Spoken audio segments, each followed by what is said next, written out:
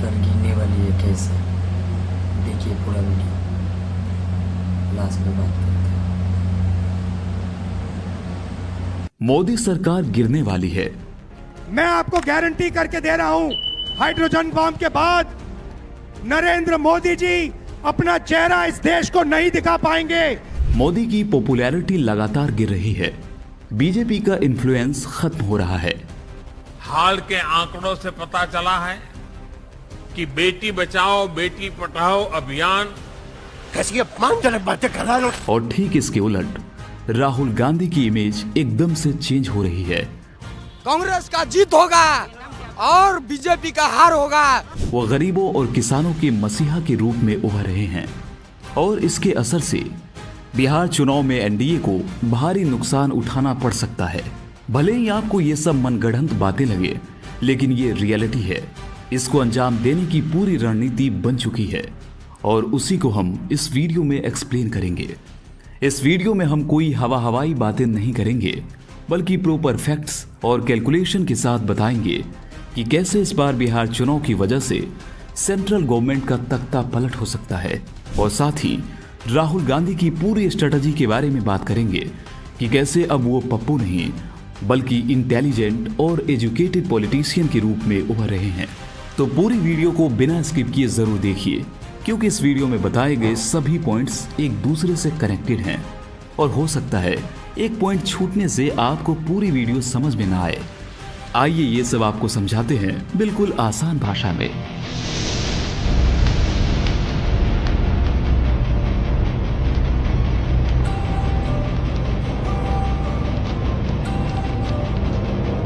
Don't wanna sleep in, 'cause I got something to prove. I gotta take what I hate and find a 2014 में नरेंद्र मोदी पहली बार प्रधानमंत्री बने।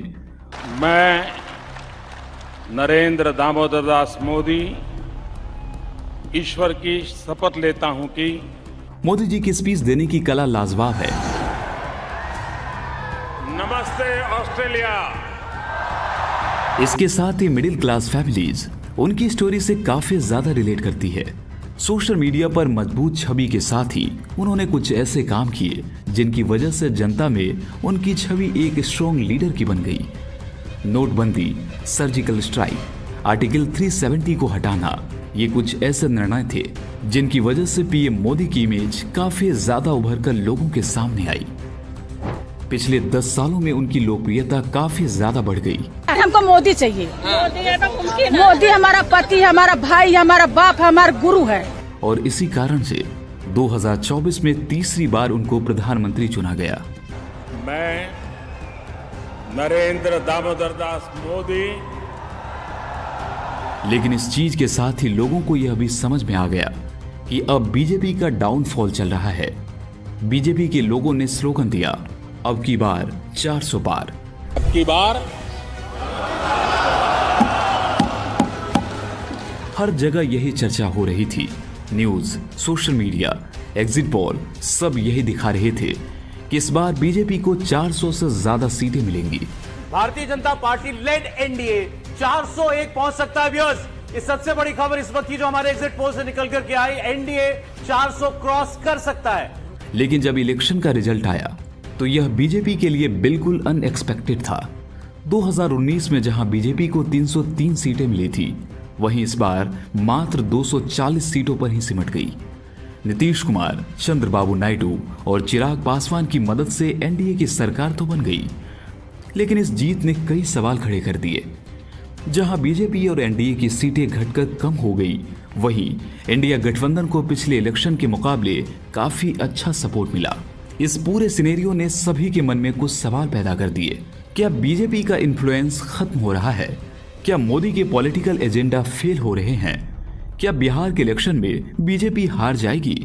और क्या अगली बार पीएम मोदी की जगह राहुल गांधी प्रधानमंत्री बनेंगे? और इसका आंसर शायद हाँ है, जिसे मैं फैक्ट्स और डेटा के साथ इस वीडियो में प्रूफ कर दूंगा। और साथ ही राहुल गांधी की एक ऐसी डार्क स्ट्रेटेजी के बारे में बताऊंगा जिसके बारे में सुनकर आपका दिमाग हिल जाएगा।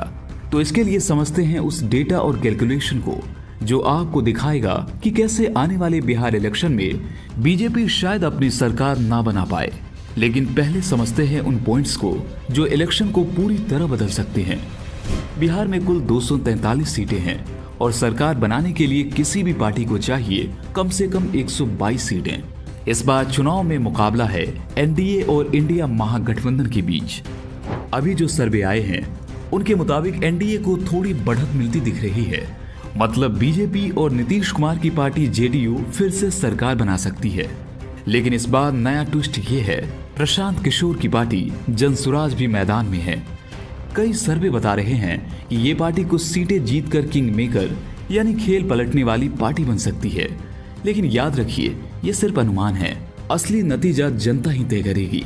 तो फिलहाल लग रहा है एनडीए आगे है, लेकिन सिर्फ एक पॉइंट से हम रिजल्ट का अंदाजा नहीं लगा सकते, क्योंकि आगे कुछ ऐसा बताने जा रहा हूं जो पूरा चुनाव को पलट सकता है। नीतीश कुमार जो अपने बार बार पलटते गठबंधनों के लिए मशहूर हैं, अमित शाह ने साफ कहा है कि अगर एनडीए बिहार चुनाव जीतता है तो नीतीश कुमार ही मुख्यमंत्री बने रहेंगे। लेकिन बात यही खत्म नहीं होती, क्योंकि नीतीश कुमार का इतिहास बताता है कि वो समय और सियासी हवा देखकर पलटी भी मार सकते हैं। अभी बिहार में 48% से ज्यादा लोग सरकार से नाराज हैं। ऐसे में अगर चुनाव के बाद माहौल बदला तो नीतीश कुमार इंडिया गठबंधन यानी विपक्ष में भी जा सकते हैं।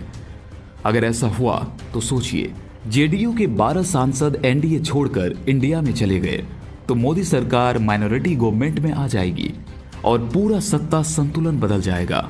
यानी नीतीश का एक फैसला दिल्ली तक की राजनीति हिला सकता है।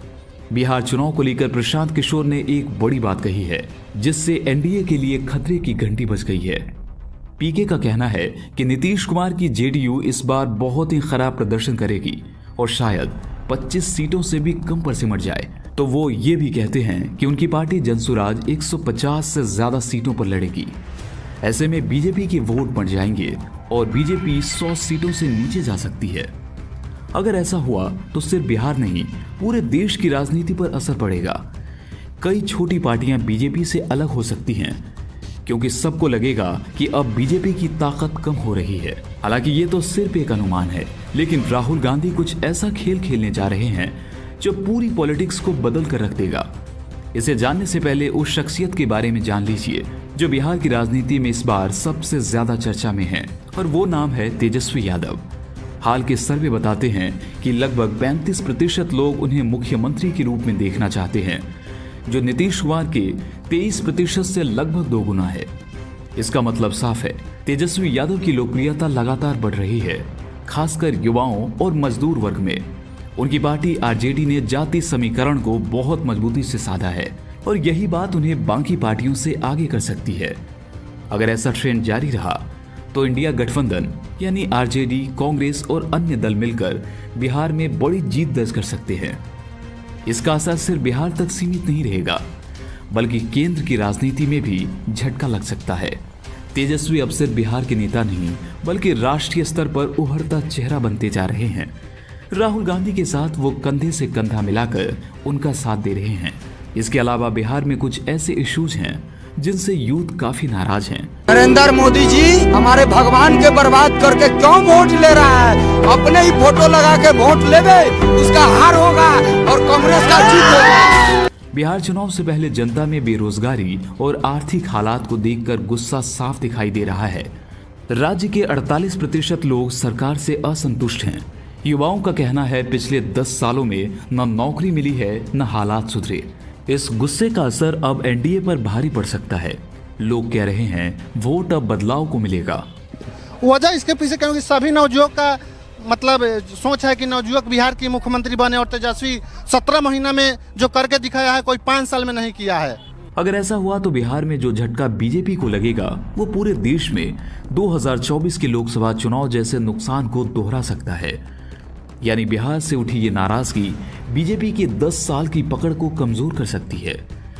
बिहार एक ऐसा राज्य जहां हर चुनाव सिर्फ राजनीति नहीं बल्कि जातियों, भरोसे और पलटवार की कहानी होती है। प्रशांत जी बढ़िया नेता है, तेजस्वी जी बढ़िया नेता है, युवा है। और इस बार ये कहानी बीजेपी के लिए आसान नहीं दिख रही है, क्योंकि बिहार के जातीय समीकरण अब करवट बदल चुके हैं। जिस वोट बैंक ने पहले एनडीए को मजबूत किया था अब उस विश्वास में दरार पड़ने लगी है। ईबीसी यानी इकोनॉमिकली बैकवर्ड क्लास और ओबीसी वर्ग जो पहले एनडीए के साथ था, अब सरकारी वादों से नाराज दिख रहा है। मुसलमानों के 83% वोट और यादवों की पूरी ताकत अब इंडिया गठबंधन के साथ खड़ी है और अब मैदान में उतर चुके हैं प्रशांत किशोर अपनी पार्टी जनसुराज के साथ।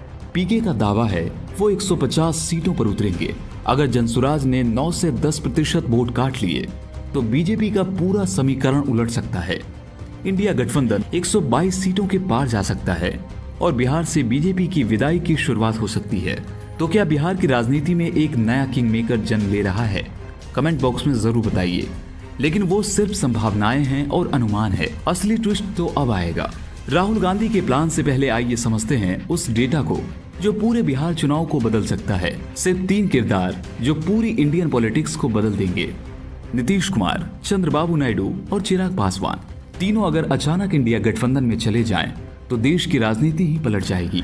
नीतीश कुमार जो बिहार के सीएम हैं और अपने आप में अपने राज्य के बॉस हैं, लोग इन्हें पलटू चाचा कहते हैं क्योंकि ये 4 बार अपनी टीम बदल चुके हैं। आज एनडीए में हैं, कल इंडिया में भी हो सकते हैं। अगला किरदार है चंद्रबाबू नायडू, आंध्र प्रदेश के चीफ मिनिस्टर जो मोदी जी के साथ एनडीए में हैं, लेकिन अगर परिस्थितियां इनके अनुकूल नहीं रही तो किसी भी समय ये इंडिया टीम में पहुंच सकते हैं। इसके साथ ही चिराग पासवान जो बिहार के सबसे चर्चित युवा चेहरे हैं। अगर ये तीनों एनडीए छोड़ दें तो नीतीश कुमार की 12, चंद्रबाबू नायडू की 16 और चिराग पासवान की 5 सीटें एनडीए से कम हो जाएगी और 293 से घटकर 260 सीटें ही रह जाएगी, यानी मोदी सरकार बहुमत खो देगी। वहीं इंडिया गठबंधन को मिलेगी 234 + 12 + 16 + 5 = 267 सीटें, यानी बस कुछ सीटें और राहुल गांधी सरकार बना लेंगे।